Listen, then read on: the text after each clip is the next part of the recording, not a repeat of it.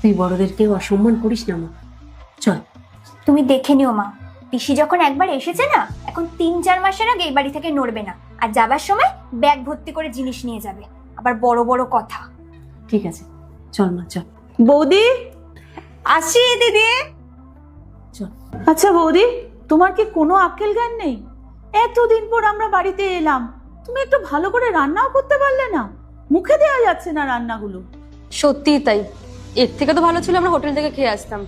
আরে এই খাবারগুলো খেতে আমাদের মুডটাই খারাপ হয়ে গেল। তুমি একটা কাজ করো বৌদি, ভালো কোনো দোকান থেকে একটু আইসক্রিম আনো, অন্তত মুখটা ভালো হোক। ঠিক আছে। কিন্তু মা, খাবারটা বেশ ভালোই হয়েছে। এই চুপ কর। তবে হ্যাঁ, খাবার কিন্তু বেশ ভালোই হয়েছে বুঝলি, কিন্তু ওরকম বলতে হয়। বাবা বৌদি, তুমি কত জিনিস দিয়ে দিয়েছো গো।